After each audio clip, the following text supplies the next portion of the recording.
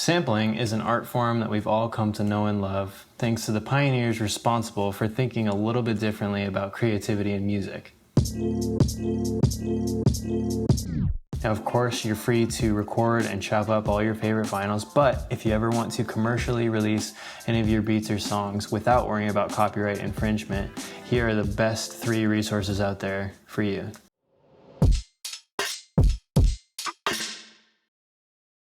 The first awesome resource for finding samples is Splice. Splice is a subscription-based marketplace that hosts royalty-free samples that you can use in your commercially released songs or beats. There's a huge library of sounds for you to choose from, not to mention drum kits. And I'm a big fan of the search functionality because it allows me to find good things to sample. And I'll show you my process right here. I personally like to start off by sorting everything by layered sounds only because it makes me feel like I'm sampling a completed record.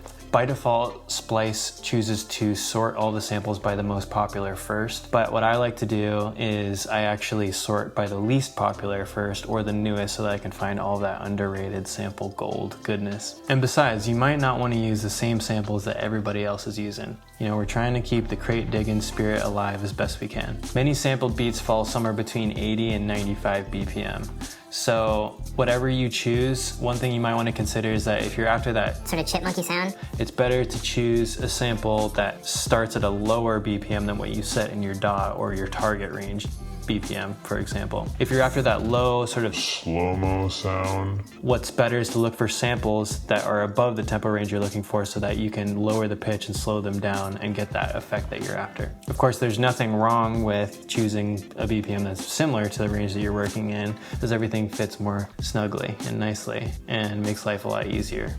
Now, once you've selected your samples, it seamlessly syncs with your DAW via the Splice desktop app, and then all of your samples can be found in the Splice folder so you can drag and drop them into your DAW, no problem. Now, the second resource in your arsenal should be Tracklib. Tracklib is a subscription-based platform that gives you a huge database of real songs to download that are pre-cleared for sample use so you can sample without worrying. These pre-cleared songs are organized into 3 different price categories, and essentially you split revenue based on the length of time you used the sample in your beat. If you want any more details on that, go ahead and visit their website.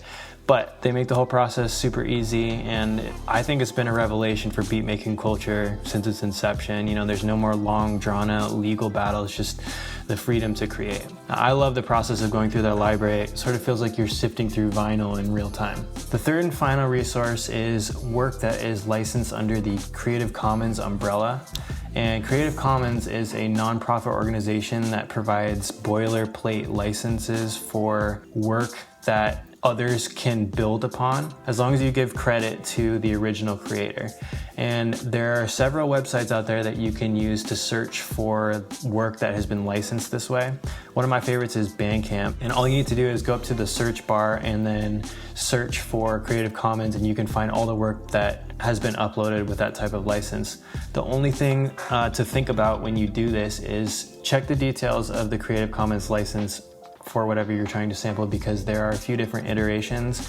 Some of them don't allow commercial use, but a lot of them do. So just double check and make sure that it's okay with the creator for you to take their work and build upon it and release it as a commercial release under your own name. A couple other websites besides Bandcamp that you can use to find Creative Commons work are freesound.org and freemusicarchive.org. You can even find sound libraries uploaded by NASA from various missions that they have undertaken and use them in your songs, as they fall under a similar license to Creative Commons. So if you're trying to add a little extraterrestrial flavor to your beats, I think it's a good start. Head on over to creativecommons.org if you're looking for a little bit more information about the different types of licenses and the project as a whole. At the end of the day, sampling is about creativity, and there's a lot you can learn about music and about the sampling process from just taking your favorite records and chopping them up, putting drums behind them, etc. But if you plan to share it and make money from it, these are some of the best resources to help get you started. If you enjoyed this video, please go ahead and give it a thumbs up. Subscribe for more videos like this one, and we will see you in the next video.